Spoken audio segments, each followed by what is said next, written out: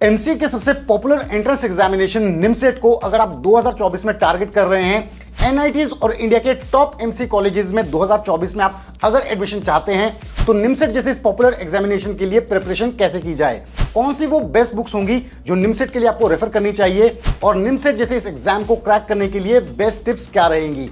तो अगर आप भी इस पॉपुलर एग्जाम के लिए तैयारी कर रहे हैं 2024 में, तो एमसीए फंडास बाय सनस्टोन का आज का ये वीडियो आप सभी के लिए एकदम डाउट क्लियरिंग होने वाला है, क्योंकि आज हम डिटेल में जानने वाले हैं all about NIMCET 2024। So everyone, मेरा नाम है रोहित, मैं हूं एक कंप्यूटर साइंस इंजीनियर। मुझे है 10 से ज्यादा सालों का एक्सपीरियंस टॉप एमएनसीज में काम करने का। तो अपने इस एक्सपीरियंस के बेसिस पे मैं आप सभी को अच्छे से गाइड करने की कोशिश करूंगा। तो अगर आप चैनल पर नए हैं तो चैनल को सब्सक्राइब कर लें। अगर आपको वीडियो पसंद आता है तो इसे लाइक और शेयर करना बिल्कुल ना भूलें। तो बिना किसी देरी के स्टार्ट करते हैं आज के इस बहुत ही इंटरेस्टिंग वीडियो को।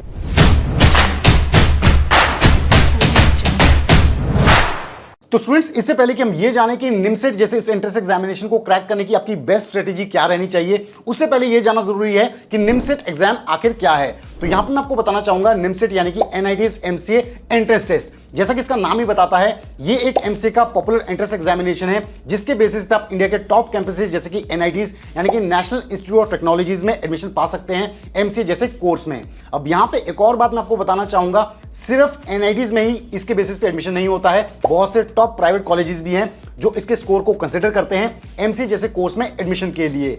और हर साल इस एग्जाम के लिए 50,000 से भी ज्यादा स्टूडेंट्स अप्लाई करते हैं। अब जैसा कि टॉप कैंपसेस में एडमिशन होता है इस एग्जाम के बेसिस पे, तो नेचुरली है कि कंपटीशन भी बहुत ज्यादा टफ रहेगा। अब एनआईटीज की अगर हम बात करें तो इस एग्जाम के बेसिस पे आप 9 से 10 एनआईटीज में एडमिशन पा सकते हैं। तो ये एनआईटीज है अगरतला, इलाहाबाद, भोपाल, जमशेदपुर, कुरुक्षेत्र, रायपुर, सूरतकल, तिरुचिरापल्ली, इसके अलावा वारंगल। इन एनआईटीज में आप इसके स्कोर के बेसिस पे एडमिशन पा सकते हैं। अब इन सभी एनआईटीज में जो सबसे पॉपुलर एनआईटीज है, जिनका कट ऑफ सबसे ज्यादा जाता है, वो है एनआईटी त्रिची और एनआईटी वारंगल। और यहां पे सभी एनआईटीज में जो टोटल सीट्स होती हैं वो 810 से 820 सीट्स होती है एमसीए कोर्स के लिए। अब निमसेट जैसे एग्जाम को अगर आप क्रैक करते हैं और एनआईटीज से एमसीए आप करते हैं, तो आपका रिटर्न ऑफ इन्वेस्टमेंट बहुत ही अच्छा होता है, क्योंकि एनआईटीज में फीस काफी कम है, 1 से 4 लाख रुपए के करीब है। और यहाँ पे जो एवरेज पैकेजेस जाते हैं वो जाते हैं 7 से 12 लाख रुपए के करीब, जबकि हाईएस्ट पैकेजेस 50 लाख प्लस चले जाते हैं एमसीए ग्रेजुएट्स के। अब नेक्स्ट बात कर लेते हैं निमसेट जैसे इस एंट्रेंस एग्जामिनेशन के एग्जाम पैटर्न की।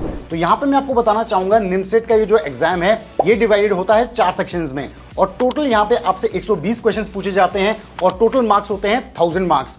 यहाँ पे हर section wise different number of questions होते हैं और नेगेटिव मार्किंग भी होती है जो सेक्शन वाइज वेरी करती है। तो आइए सेक्शन वाइज इस एग्जाम पैटर्न को समझ लेते हैं। तो सबसे पहला सेक्शन होता है मैथ्स का। यहाँ पे आपसे टोटल 50 क्वेश्चंस पूछे जाते हैं, हर एक क्वेश्चन 12 नंबर का होता है, यानी कि मैथ्स का जो सेक्शन होता है ये पूरे 600 नंबर का होता है। इसकी सबसे ज्यादा वेटेज होती है। यहाँ पे जो नेगेटिव मार्किंग होती है, एक क्वेश्चन गलत होने पे वो 3 मार्क्स की होती है। सेकंड सेक्शन होता है analytical ability and logical reasoning. यहाँ पे आपसे टोटल 40 क्वेश्चन पूछे जाते हैं, हर एक क्वेश्चन 6 नंबर का होता है, यानी कि ये सेक्शन पूरा 240 मार्क्स का होता है। यहां पे भी नेगेटिव मार्किंग होती है, 1.5 नंबर की यहां पे नेगेटिव मार्किंग होती है। ये सेकंड हाईएस्ट वेटेज वाला सेक्शन होता है। अब थर्ड सेक्शन होता है कंप्यूटर अवेयरनेस रिलेटेड। यहां पे आपसे टोटल 20 क्वेश्चंस पूछे जाते हैं, हर एक क्वेश्चन 6 नंबर का होता है, total marks 120 marks, negative marking 1.5 number की। और लास्ट सेक्शन होता है जनरल इंग्लिश। यहां पे आपसे टोटल 10 क्वेश्चंस पूछे जाते हैं इंग्लिश से, हर एक क्वेश्चन 4-4 नंबर का होता है, यानी कि 40 मार्क्स, और नेगेटिव मार्किंग 1 नंबर की होती है। तो इस हिसाब से पूरा ये जो एग्जाम है ये डिवाइडेड होता है इन 4 सेक्शंस में। तो ये तो हमने समझ लिया एग्जाम पैटर्न। अब ये जो 4 सेक्शंस हैं, यहाँ पे जो आपसे क्वेश्चंस पूछे जाते हैं वो किन टॉपिक से पूछे जाते हैं, आइए वो भी ब्रीफ में जान लेते हैं। तो मैथमेटिक्स की अगर हम बात करते हैं, जो सबसे पहला सेक्शन है जिसमें आपसे टोटल 50 क्वेश्चन पूछे जाते हैं, तो वो क्वेश्चन होते हैं सेट थ्योरी से, प्रोबेबिलिटी एंड स्टैटिस्टिक्स से, अलजेब्रा, कोऑर्डिनेट ज्योमेट्री हो गया, कैलकुलस, वेक्टर्स और ट्रिग्नोमेट्री। तो इन सेगमेंट्स को अगर आप अच्छे से तैयार करते हैं तो यहां से मेजॉरिटी क्वेश्चंस आपसे पूछे जाते हैं। अब सेकंड सेक्शन की अगर हम बात करें, जो कि है analytical ability and logical reasoning, जिसमें आपसे 40 क्वेश्चंस पूछे जाते हैं। तो ये क्वेश्चंस होते हैं मैथमेटिकल पजल्स हो गए, data interpretation, analytical reasoning, logical reasoning, decision making, इसके अलावा cause and effect, statements and arguments, critical reasoning, इन सभी सेगमेंट से आपसे इस सेक्शन में क्वेश्चंस पूछे जाते हैं। अब तीसरे सेक्शन की अगर हम बात करें कंप्यूटर अवेयरनेस की, तो यहां पे आपसे 2 सेगमेंट से क्वेश्चन पूछे जाते हैं, एक होता है कंप्यूटर बेसिक्स और दूसरा होता है डेटा रिप्रेजेंटेशन।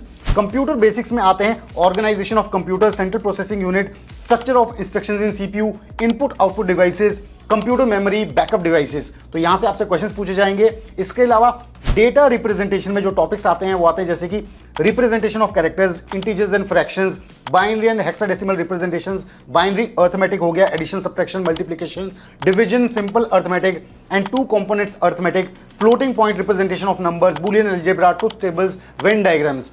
इन सभी टॉपिक से आपसे क्वेश्चंस पूछे जाएंगे। और जो लास्ट सेक्शन आपका जनरल इंग्लिश, जिसमें 10 क्वेश्चंस पूछे जाते हैं, वो इन टॉपिक से होंगे जैसे कि comprehension, vocabulary, basic English grammar हो गया, word power, synonyms and antonyms, meaning of words and phrases, इसके अलावा टेक्निकल राइटिंग।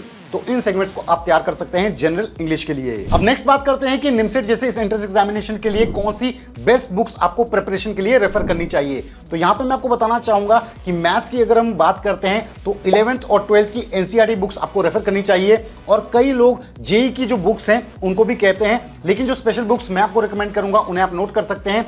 सबसे पहले एडवांस मैथ्स प्रिपरेशन के लिए आप रेफर कर सकते हैं objective approach to mathematics by Amit M Agarwal. इसके अलावा second book objective mathematics for engineering entrance exams by R S. Agarwal, इसे भी आप रेफर कर सकते हैं। अब लॉजिकल रीजनिंग की अगर हम बात करें तो इसके लिए जो आप बुक रेफर कर सकते हैं वो है modern approach to logical reasoning by R S. Agarwal. Second book है analytical reasoning by M K. Pandey. ये दोनों ही बहुत ही अच्छी बुक्स है। सेकंड जो आपका सेक्शन होता है एनालिटिकल एंड लॉजिकल रीजनिंग का। थर्ड जो आपका सेक्शन होता है कंप्यूटर अवेयरनेस का, इसके लिए जो बुक्स आप रेफर कर सकते हैं वो है जैसे कि computer awareness for general competitive exams by Saumya Ranjan. इसके अलावा सेकंड बुक है प्रदीप के सिन्हा की कंप्यूटर फंडामेंटल्स बाय प्रदीप के सिन्हा, इसे भी आप रेफर कर सकते हैं। और लास्टली इंग्लिश के लिए आप रेफर कर सकते हैं objective general English by S P. Bakshi. इसके अलावा English grammar and composition by S C. Gupta. ये दोनों भी अच्छी बुक्स हैं जनरल इंग्लिश के लिए। अब लास्ट में यहां पे मैं आपको कुछ टिप्स देना चाहूंगा निमसेट एग्जाम की प्रिपरेशन को लेके। तो सबसे पहली टिप है understand the complete NIMCET syllabus, यानी कि जो निमसेट एग्जाम का सिलेबस है उसे अच्छे से समझ लें, एग्जाम पैटर्न को अच्छे से जान लें।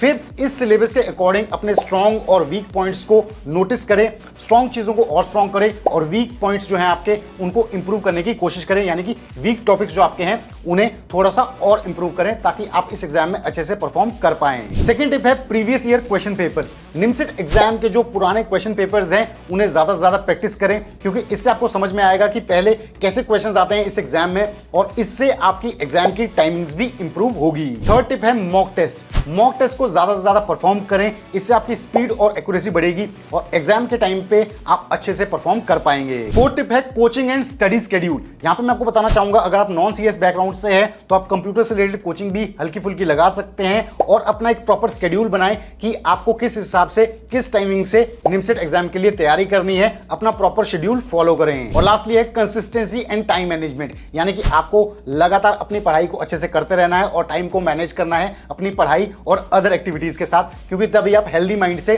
चीजों को समझ पाएंगे और अच्छे से इस एग्जाम के लिए अटेम्प्ट कर पाएंगे। तो स्टूडेंट्स, आई होप अब तक आपको क्लियर हो गया होगा कि निमसेट एग्जाम क्या होता है, इसका क्या एग्जाम पैटर्न होता है, इसमें कौन कौन से सेगमेंट से क्वेश्चंस पूछे जाते हैं, इसकी तैयारी कैसे करनी चाहिए, कौन सी बेस्ट बुक्स को रेफर करना चाहिए। तो अगर आपको आज का ये वीडियो इंफॉर्मेटिव लगा है तो जरूर इस वीडियो को ज्यादा से ज्यादा शेयर करें बाकी सभी स्टूडेंट्स की हेल्प के लिए, उन सभी की इंफॉर्मेशन के लिए। और हाँ, अगर वीडियो पसंद आया तो जरूर इसे लाइक करें, चैनल को सब्सक्राइब करें। हम जल्दी लेके आएंगे एमसीए फंडास बाय सनस्टोन पे एक और ऐसा ही डाउट क्लियरिंग वीडियो। तब तक आप सभी अपना ध्यान रखें। Stay tuned, stay safe and believe in you.